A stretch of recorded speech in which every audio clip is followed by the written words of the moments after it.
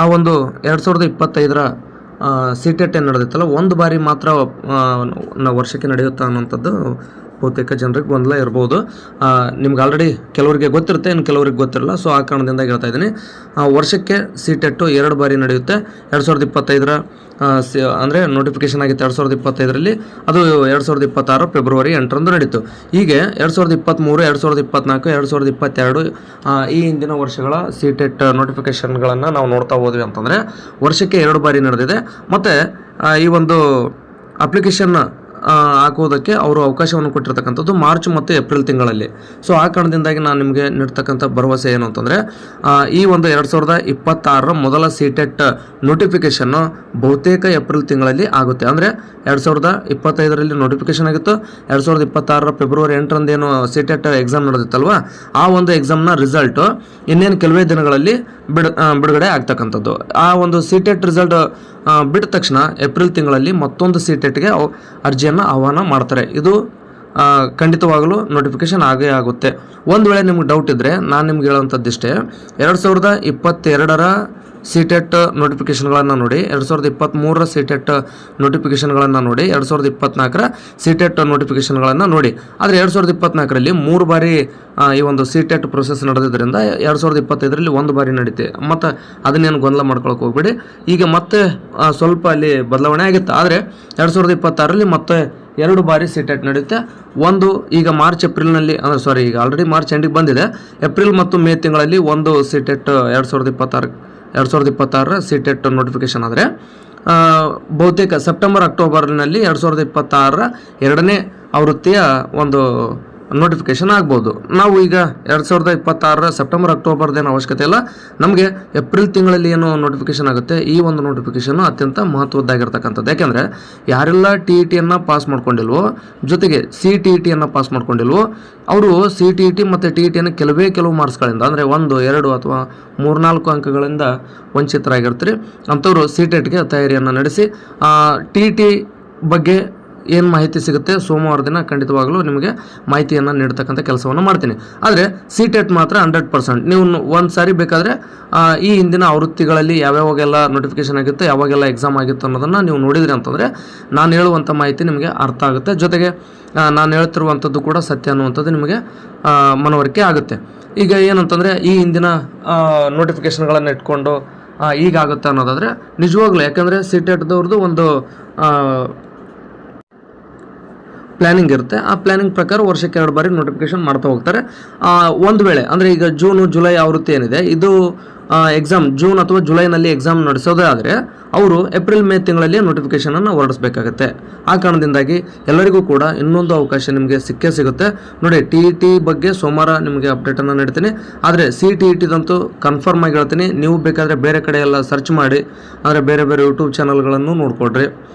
ಅಂದರೆ ಬೇರೆ ಭಾಷೆವು, ಹಿಂದಿಯೂ ಸ್ವಲ್ಪ ನೋಡಿರ್ಬೇಕಾದ್ರೆ ನಿಮಗೆ ಅರ್ಥ ಆಗ್ಬೋದು. ಜೊತೆಗೆ ಒಂದಷ್ಟು ಮಾಹಿತಿಯನ್ನು ಕಲೆ ಹಾಕಿರಿ. ಅಂದರೆ ಗೂಗಲ್ಗೆ ಹೋಗಿ ಸರ್ಚ್ ಮಾಡಿ 2024ರಲ್ಲಿ ಯಾವಾಗ ನೋಟಿಫಿಕೇಶನ್ ಆಗಿತ್ತು, 2023ರಲ್ಲಿ ಯಾವಾಗೆಲ್ಲ ನೋಟಿಫಿಕೇಶನ್ ಆಗಿತ್ತು, ಇದೆಲ್ಲದ್ರ ಬಗ್ಗೆ ನೋಡ್ತಾ ಹೋದ್ರಿ ಅಂತಂದರೆ ನಿಮಗೊಂದು ಕ್ಲಾರಿಟಿ ಸಿಗುತ್ತೆ.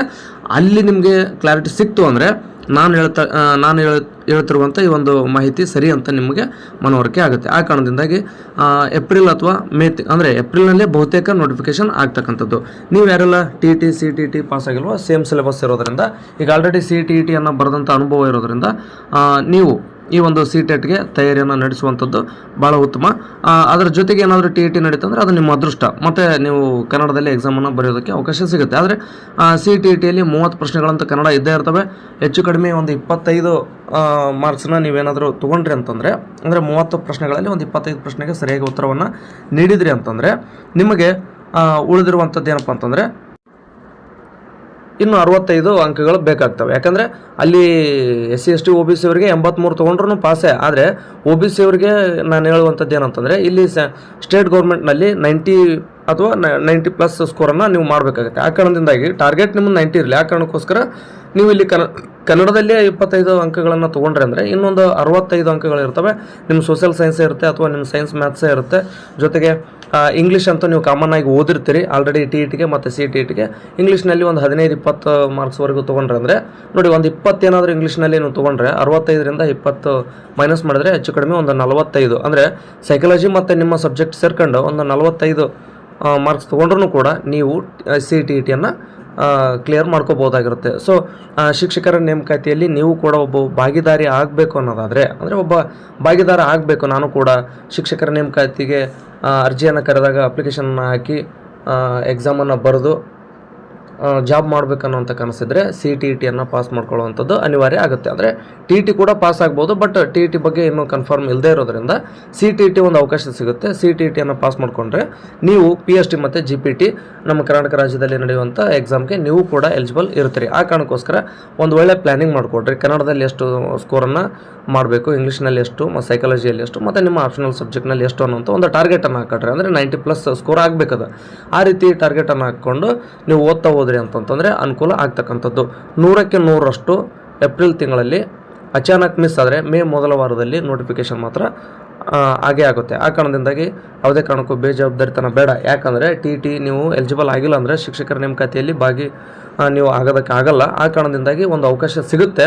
ಆ ಒಂದು ಅವಕಾಶವನ್ನು ಸದುಪಯೋಗ ಪಡಿಸ್ಕೊಳ್ಳಿ. ಯಾಕಂದರೆ ಒಂದು ಶಿಕ್ಷಕರ ನೇಮಕಾತಿ ಆಗಿರ್ಬೋದು ಅಥವಾ ಇತರೆ ನೇಮಕಾತಿಗಳಾಗಿರ್ಬೋದು, ಅವೆಲ್ಲವೂ ಕೂಡ 2-3 ವರ್ಷಗಳ ಸಮಯವನ್ನು ತೆಗೆದುಕೊಳ್ಳುತ್ತೆ. ನೋಡಿ, 2022ರಲ್ಲಿ ನೋಟಿಫಿಕೇಷನ್ ಆಗಿತ್ತು. 2022ರಲ್ಲಿ ನೋಟಿಫಿಕೇಷನ್ ನಂತರ ಇದುವರೆಗೂ ಕೂಡ ಶಿಕ್ಷಕರ ನೇಮಕಾತಿಗೆ ಅಧಿಸೂಚನೆಯನ್ನು ಹೊರಡಿಸಿಲ್ಲ. ಅಂದರೆ 23, 24, 25 ಅಂದರೆ ಬರ್ತಿ 3 ವರ್ಷಗಳೇ ಮುಗೀತು. ಈ ಒಂದು ಮಾರ್ಚ್ ಏಪ್ರಿಲ್ ಬಂತಂದರೆ ನೋಡಿ, ಮೇ 20ನೇ ತಾರೀಕಿಗೆ 2022ರಲ್ಲಿ ಎಕ್ಸಾಮ್ ನಡೆದಿತ್ತು. ಅಂದರೆ ಮೇ ಬಂತು ಅಂದರೆ 4 ವರ್ಷ ಕಂಪ್ಲೀಟ್ ಆಗುತ್ತೆ. ಅಂದರೆ ಶಿಕ್ಷಕರ ನೇಮಕಾತಿ ನಡೆದು. ಆ ಕಾರಣಕ್ಕೋಸ್ಕರ ನಿಮ್ಗೆ ಹೇಳ್ತಾ ಇರುವಂಥದ್ದು 2 ವರ್ಷ, 3 ವರ್ಷ, 4 ವರ್ಷಗಳಿಗೊಮ್ಮೆ ನಡೆಯುವಂಥ ಶಿಕ್ಷಕರ ನೇಮಕಾತಿಗೆ ವೇಟ್ ಮಾಡೋದಕ್ಕಿಂತ, ಅಂದರೆ ಈ ಬಾರಿ TET ಆಗಲಿ, ಆನಂತರ ಶಿಕ್ಷಕರ ನೇಮಕಾತಿಯಲ್ಲಿ ನಾನು ಎಕ್ಸಾಮನ್ನು ಬರ್ಕೊಳ್ತೀನಿ ಅಂತ ಬಂಡ ಧೈರ್ಯನ ಮಾಡೋಕ್ಕೆ ಹೋಗಬೇಡಿ. ಯಾಕಂದರೆ 3-4 ವರ್ಷಗಳ ಕಾಲ ನಿರಂತರವಾಗಿ ಓದೋದು ಅಷ್ಟು ಸುಲಭದ ಕೆಲಸ ಅಲ್ಲ. ಯಾಕಂದರೆ ನೀವು ಆಲ್ರೆಡಿ ಡಿಗ್ರಿ ಮುಗಿಸಿ B.Ed ಮುಗಿಸಿ TETಗೋಸ್ಕರ ವೇಟ್ ಮಾಡ್ತಾಯಿದ್ರಿ ಅಂದರೆ ಕನಿಷ್ಠ ನಿಮ್ಗೆ 26-27 ವರ್ಷ ವಯಸ್ಸಾಗೇ ಬಿಟ್ಟಿರುತ್ತೆ. ಮತ್ತು ಇಷ್ಟೆಲ್ಲ ಆದಮೇಲೆ ಒಂದು 3-4 ವರ್ಷ ಅಂದರೆ 30 ದಾಟಿತಂದರೆ ಓದುವಂಥ ಪೇಷನ್ಸ್ ಇರೋದಿಲ್ಲ. ಈಗ ಒಂದು ಅವಕಾಶ ಇದೆ. ಅದು ಇಂಗ್ಲೀಷ್ನಲ್ಲಿದೆಯೋ ಹಿಂದಿಯಲ್ಲಿದೆಯೋ ಅದೆಲ್ಲ ಆ ರೀತಿ ಭಯನೇ ಬೇಡ. ಇಂಗ್ಲೀಷ್ ಹಿಂದಿಯಲ್ಲಿ ಕ್ವಶನ್ ಪೇಪರ್ ಇರುತ್ತೆ, ಓದ್ಕೊಳ್ಳಿ. ಕನ್ನಡ 30 ಇದ್ದೇ ಇರುತ್ತೆ. ನೀವು ಒಂದು 25+ ಅಂದರೆ 25ಕ್ಕಿಂತ ಹೆಚ್ಚು ಸ್ಕೋರನ್ನು ಮಾಡ್ಕೊಳ್ಳೋದಕ್ಕೆ ಟ್ರೈ ಮಾಡಿದ್ರೆ ಅಂದರೆ ನಿಮ್ಮ ಒಂದು CTET ಕ್ಲಿಯರ್ ಆಗುತ್ತೆ. ಸೊ ಈ ಒಂದು CTETನ ಯಾವುದೇ ಕಾರಣಕ್ಕೂ ಬಿಡೋಕ್ಕೆ ಹೋಗ್ಬೇಡಿ. 2026ರ ಏಪ್ರಿಲ್ ತಿಂಗಳಲ್ಲಿ ಕನ್ಫರ್ಮ್ ಒಂದು ಜುಲೈ ಆವೃತ್ತಿದು ನೋಟಿಫಿಕೇಷನ್ ಆಗೇ ಆಗುತ್ತೆ. ಅಂದರೆ ಜುಲೈನಲ್ಲಿ ಎಕ್ಸಾಮ್ ನಡೆಯುತ್ತೆ ಅಂದರೆ ಅದರ ಒಂದು ನೋಟಿಫಿಕೇಷನ್ ಅಂದರೆ ಏಪ್ರಿಲ್ ಅಥವಾ ಮೇ ತಿಂಗಳಲ್ಲಿ ನೋಟಿಫಿಕೇಷನ್ ಆಗಲೇಬೇಕಾಗುತ್ತೆ. ಆ ಕಾರಣದಿಂದಾಗಿ ನೀವು ಕೂಡ ಒಂದಷ್ಟು ಮಾಹಿತಿಯನ್ನು ಕಲೆ ಹಾಕಿ. ನಾನು ಹೇಳಿದ್ದನ್ನೇ ನೀವು ನಂಬ್ರಿ ಅಂತ ನಾನು ಹೇಳ್ತಾ ಇಲ್ಲ, ನಿಮಗೆ ಧೈರ್ಯವನ್ನು ನೀಡಬೇಕು ಅನ್ನೋ ಕಾರಣಕ್ಕೋಸ್ಕರ ನಾನು ಈ ಒಂದು ವಿಡಿಯೋನ ಮಾಡಿದ್ದೀನಿ. ನನ್ನ ಮಾತಿನ ಮೇಲೆ ನಿಮಗೆ ನಂಬಿಕೆ ಇಲ್ಲ ಅಂತಂದರೆ ನೀವು ಗೂಗಲ್ನಲ್ಲಿ ಹೋಗಿ ಸಾಕಷ್ಟು CTET ಬಗ್ಗೆ ಸರ್ಚ್ ಮಾಡಿ. ಅಂದರೆ 2022, 23, 24 ಅವೆಲ್ಲನೂ ಕೂಡ ನೀವು ಸರ್ಚ್ ಮಾಡ್ತಾ ಹೋದ್ರಿ ಅಂತಂದರೆ ನಾನು ಹೇಳ್ತಾ ಇರುವಂಥ ಮಾಹಿತಿ ನಿಮಗೆ ಸ್ಪಷ್ಟ ಆಗುತ್ತೆ. ಸೊ ಈ ಎಲ್ಲ ವಿಚಾರವನ್ನು ನಾನು ನಿಮ್ಮ ಜೊತೆ ಹಂಚ್ಕೊಳ್ಬೇಕನ್ನೋ ಕಾರಣಕ್ಕೋಸ್ಕರ ಈ ಒಂದು ವಿಡಿಯೋನ ಮಾಡಿದ್ದೆ. ನಿಮಗೇನಾದರೂ ಡೌಟ್ಸ್ ಇದ್ದರೆ ಕಮೆಂಟ್ ಮಾಡಿ ಉತ್ತರಿಸುವಂಥ ಪ್ರಯತ್ನವನ್ನು ಮಾಡ್ತೀನಿ ಅಂತ ಹೇಳ್ತಾ ಈ ಒಂದು ವಿಡಿಯೋನ ಇಲ್ಲಿಗೆ ಮುಗಿಸ್ತಾ ಇದ್ದೀನಿ.